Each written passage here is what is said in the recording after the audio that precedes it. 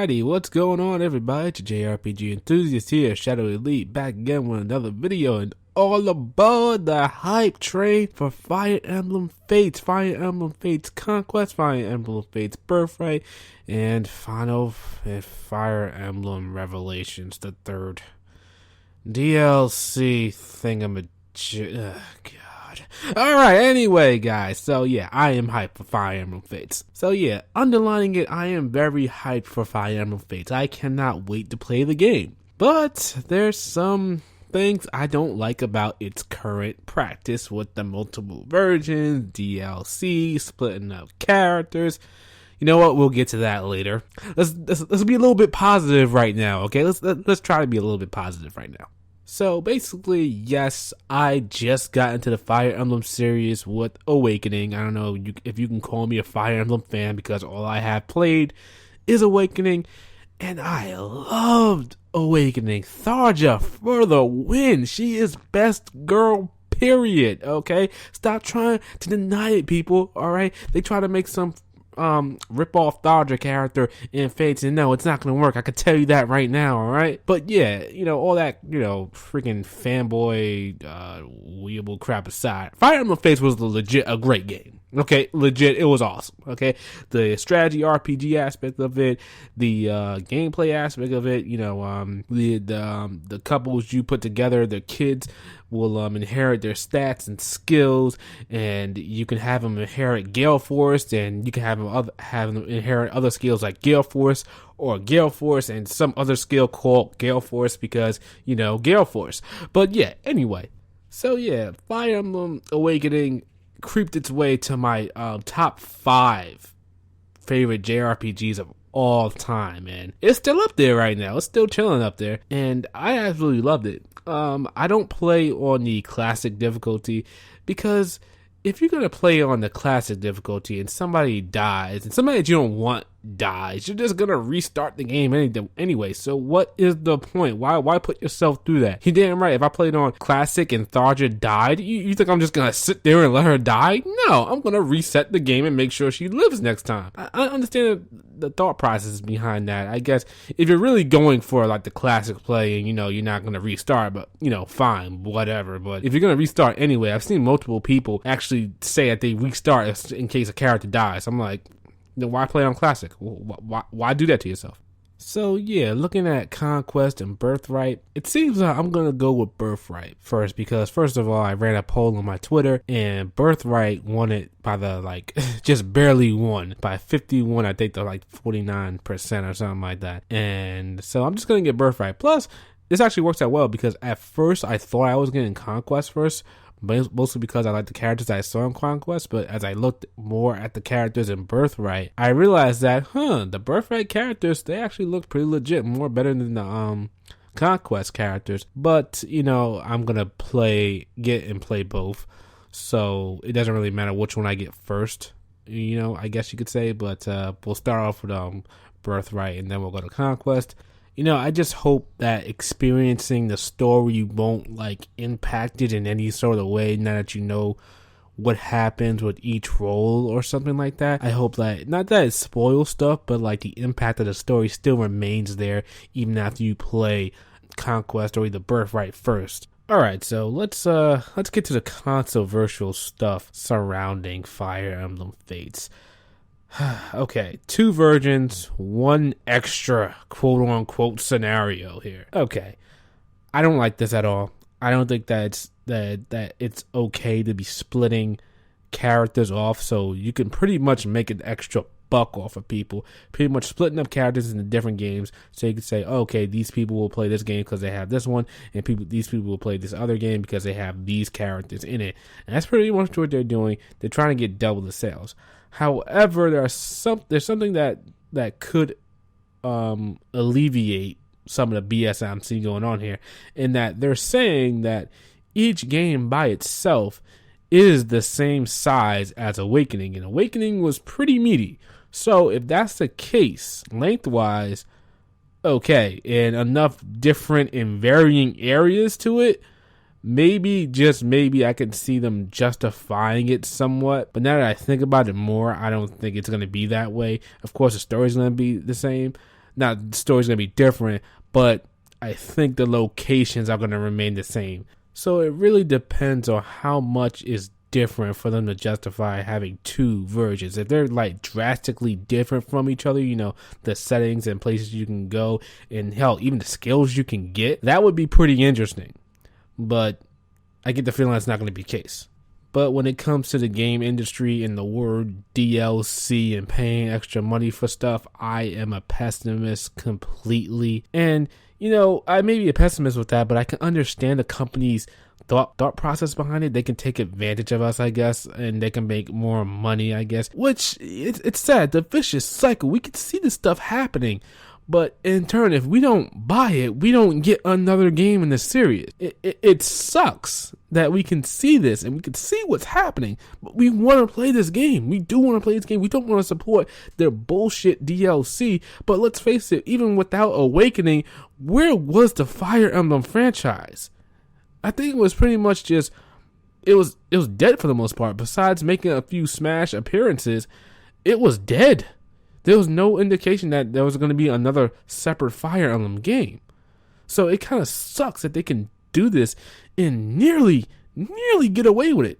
And I say barely because I haven't heard anything about how bad each version is with content and stuff like that, because when Tales of Zestiria first came out, that's the first thing I heard was DLC nonsense. That was like, it was getting crucified when it first came out in Japan. So I haven't heard anything like that yet. So maybe, just maybe, there is nothing to worry about, but who knows? I'll have to play the game for myself. Now, as far as pricing goes, this is where I get, again, really, pessimistic. Because each version, Fire Emblem Conquest and Birthright, are going to cost $40. And then when you buy the one, you can download the other version at a reduced price, which I believe is $20. Now, if you're a physical creature like I am, and you like getting physical copies, because you haven't completely gone digital just yet, you're going to want both Conquest and Birthright, and that's going to net you $80. So, yeah. 2 games is going to net you $80, which is probably going to have the same graphics and locations. And you're going to pay $80. So, that kind of stings right there. But if you're just going for, if you're going digital about it, you pay $60. Okay, I guess I can stomach that for now. Because, you know, it is Fire Emblem, and Awakening was one of my favorite JRPGs. So I guess I can stomach that for now. And then, of course, there's Day 1 DLC, because what age do we live in? Do we live in the PS2 days, PS1 days anymore, early PS3 and Xbox 360 days? No, we live in the age of Day 1 DLC. Jesus Christ. I'm starting to lose my hype. Is anybody feeling that from me right now? Now I'm losing my hype, but I'm not. I'm still excited for Fire Emblem Fates. Don't get me wrong. But yeah, and the Day 1 DLC is gonna be $17.99 or $18. So if you got stacks like that, Day 1, you could be playing both versions Day 1 and get the DLC for damn near $100. Pretty much $100. After taxes, you're gonna be paying $100. You see, I can't even. I don't even want to think about it, But you got to, because this is where we at, guys. This is where we at in the world right now of gaming. Okay, all right. But yeah, I don't plan to do that. I plan to get one version, beat it, then play the other version sometime after I beat Birthright. But again, I'll still be paying probably $80. Maybe by the time I get Conquest, it'll probably be down. But the fact is, at Day 1, they want you to pretty much pay $80 for both of these games. If you're going physical, they give you the option. They alleviating it somewhat, because they know it's bullshit. They're alleviating it by letting you buy one version of the game for full price, letting you download the other version of the game for a reduced price. Because they know if they just did that deal, if they just did 2 versions by itself and that was it, and you had to pay $40 to get the other game, they know they would have got a shitstorm on their hands. They know that. They're smart enough for that. So anyway, let's get to the censorship of the game. So apparently there's a petting mini game in it in which you're bonding with your I guess any of the characters. You could pet them anywhere on their body and stuff like that, and they'll like it, or they'll say "the man," no, or some shit like that. Listen, okay, guys, I don't give a flying fuck about mini games if they don't impact the damn gameplay. That's what I'm at.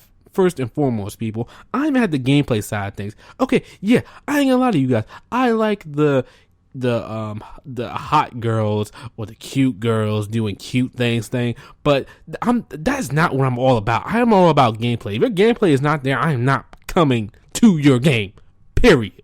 Okay? That's like if you censor for example Senran Kogura and you cover up the girls, then I'm not playing that game, because that's bullshit, because that is the entire point of that game. And if anybody argues with me about that in the comments section, I'm blocking you, because that's bullshit.